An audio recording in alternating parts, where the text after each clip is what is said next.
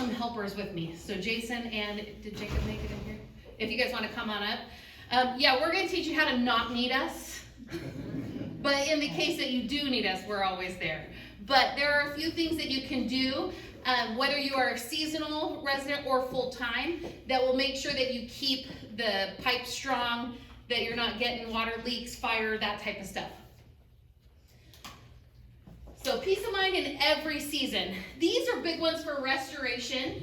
I've noticed as we've worked out here that a lot of people do not know where their main water shutoff valve is. And if you do, does your spouse?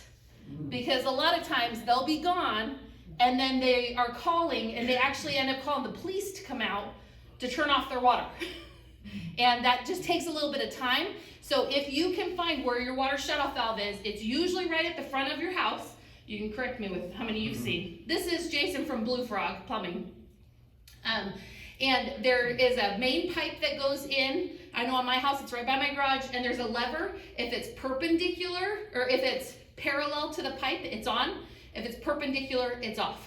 So you might want to just go test that out. And also, just a tidbit, if you do shut off your water, before you turn it back on, open up some faucets inside your house before you turn it back on, so that that pressure doesn't blow any weak links for you. We actually have a slide where Jason will share some plumbing maintenance stuff. But maintaining your plumbing, a lot of people know that water heaters have a lifespan, but did you know that the plumbing inside, like angle stops, supply lines, those valves, those have a time and age as well. And you want to make sure that those are maintained and replaced as needed, so that when you're not out of town, that it goes bad on you.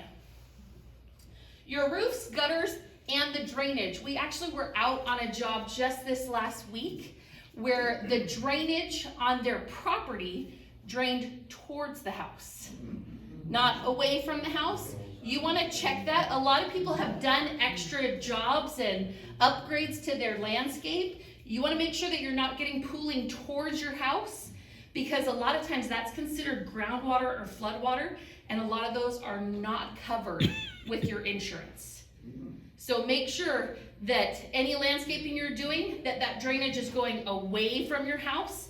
I know roofing companies, many of them offer a free yearly inspection to your roof, which is a great thing to take advantage of, because they will notice those small repairs before.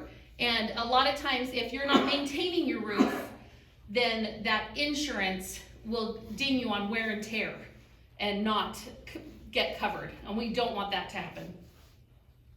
As soon as there's water in your house, the quickest thing is get it out. Mop it up, broom it out, suck it up, all that, so that it doesn't sit in there. Water can go to the walls, and so you will want to get that checked, because even though the drywall feels dry, it can still be wet. So you want to have thermal imaging done, which a lot of companies will come and do an inspection for you for free. But if you need to pop those baseboards and put air movement, that will help. And then you also want to document absolutely everything if you do end up having the loss. Take lots of pictures. A lot of people say, oh, this is bad, and they'll throw it out, and then you don't get that back because you don't have documentation that you had it. All right, Jason, you're going to share some of the plumbing tips. Yeah, absolutely. Thanks, Jonna. Again, my name is Jason Bemis. I'm with Bluefrog Plumbing and Drain of North Phoenix. I'm the general manager. And we just have a few plumbing maintenance tips to keep, to kind of keep your mind on, so you don't have to have a company like Bluefrog out or Restoration One. Our goal is to inform and educate and hopefully have everyone be able to keep proper maintenance of all their stuff. So the water heater is a big one. And a lot of people get attached to a certain brand of water heater, like this one's better than that. But in our experience, what we find is the life of a water heater is directly related to how well you maintain it and take care of it.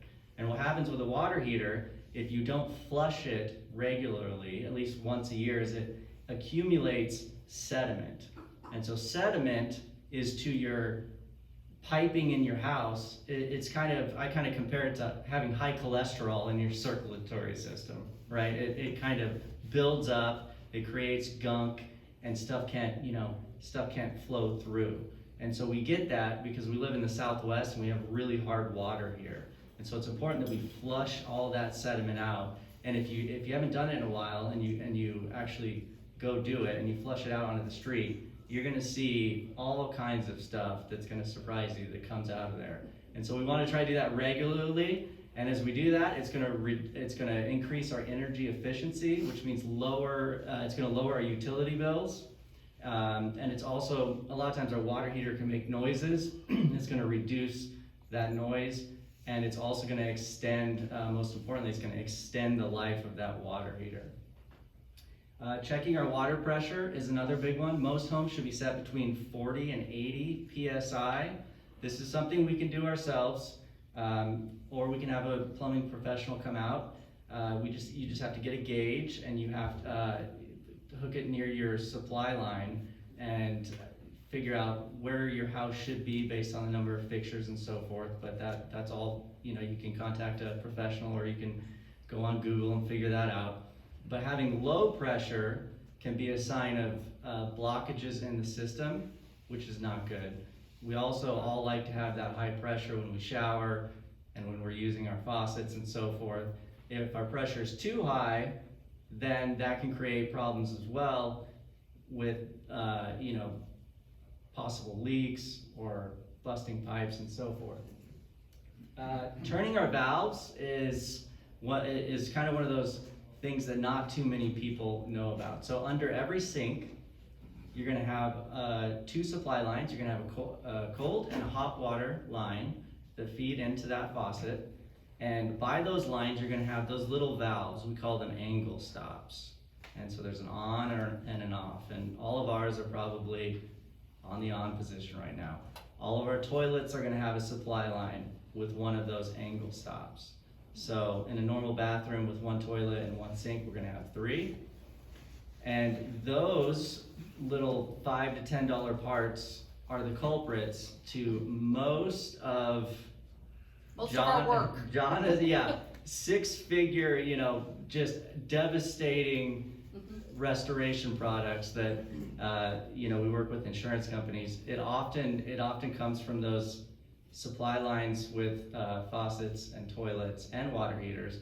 And so one trick we can do is you actually need to regularly turn the valves just on and off, because that hard water that's circulating through the system, especially if we're not flushing our water heaters, will create and corrode and kind of cause a buildup around the valve.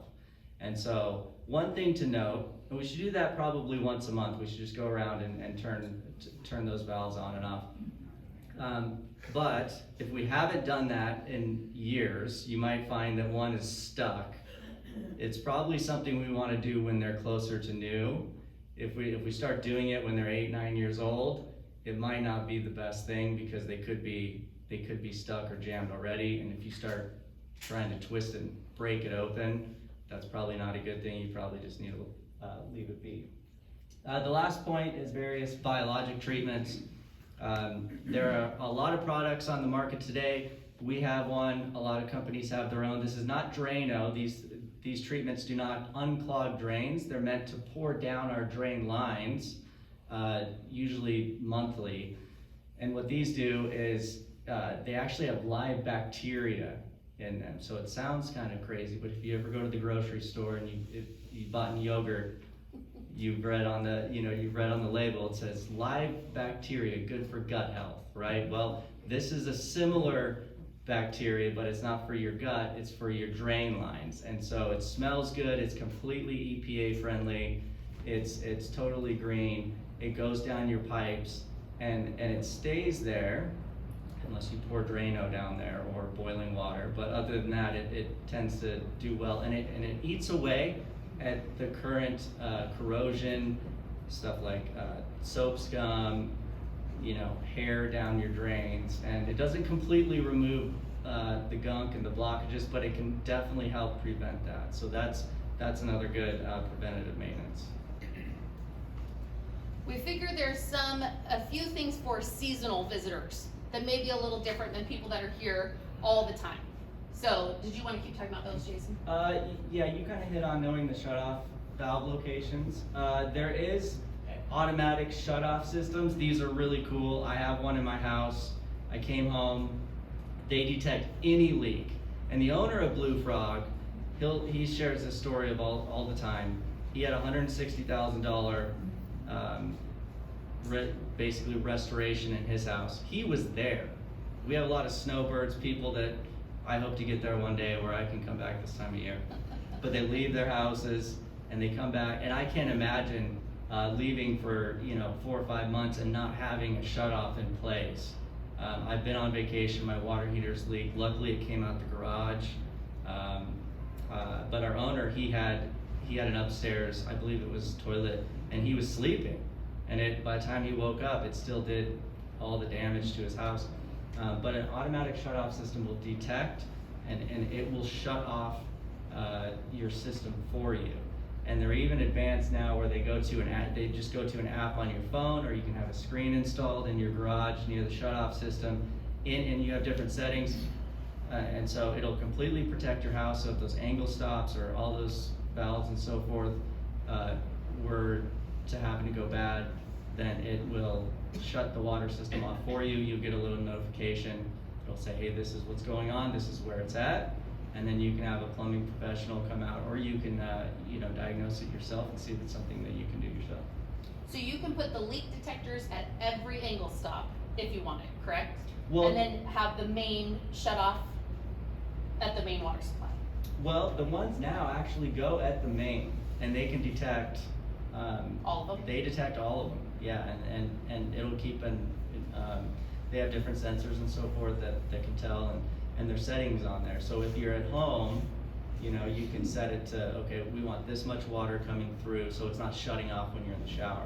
But when you go away, you can say no water. So if someone flushes a toilet, it'll detect. So there's different levels of sensitivity there that you can definitely set it to, where it will make sure that if anything's running or leaking, that it'll shut off for you. It's not something that we come across, because we're fixing the ones that don't have that. So we don't see a whole lot of that. Yeah, and also insurance companies are offering incentives and discounts for having that shut-off system. Yeah, I think they're trying to make it into a requirement in a lot of states to have one of those. And so, like fire sprinklers, you get a discount for having those in your house. Same with the shut-off systems. Yeah, it's important to inspect for leaks, cracks, and weak spots.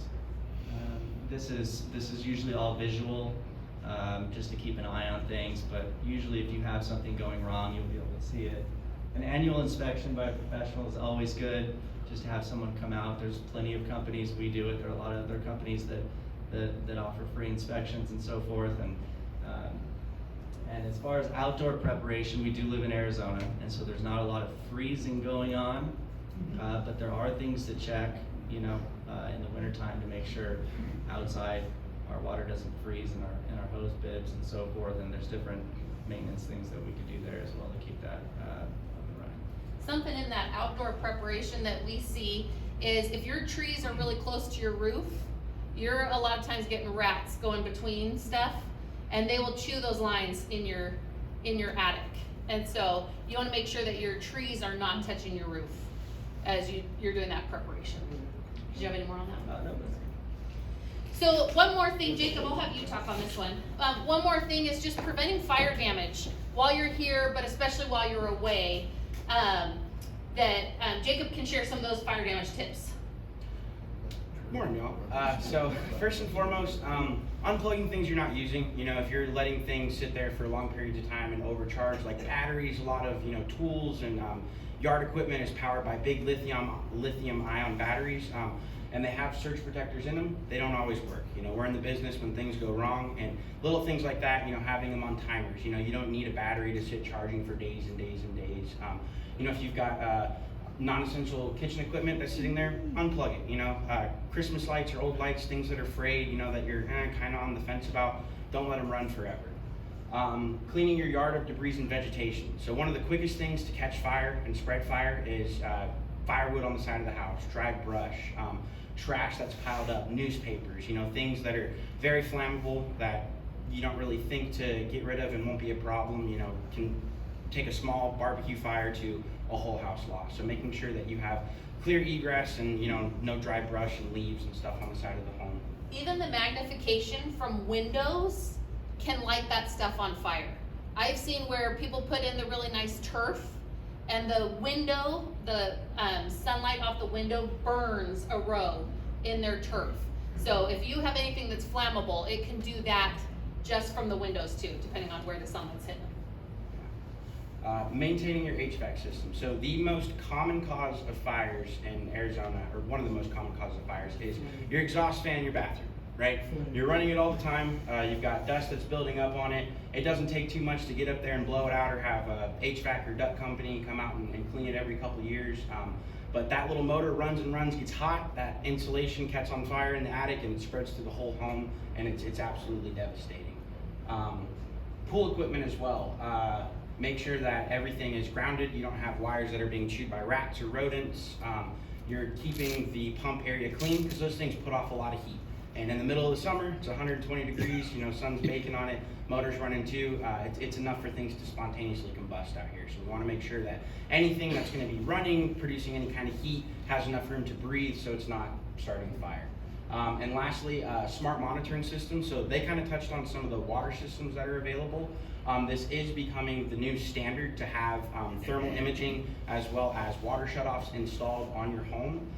If you guys talk with your agents, depending on your policy, there is code upgrades to have those things installed, and it gives you a discount on your insurance and peace of mind as well, you know, to make sure that there's nothing that's going to start a fire or, you know, start a leak in your home. All right. So both Restoration One and Bluefrog Plumbing are huge on education. We'll stick around after the meeting if anyone has specific questions that we can help guide you, but we're always available. You can give us a call and email. Come out, talk with you. If someone doesn't know where their water shutoff valve is, we can show you where it is, all that kind of stuff. So, thank you. That's it for us.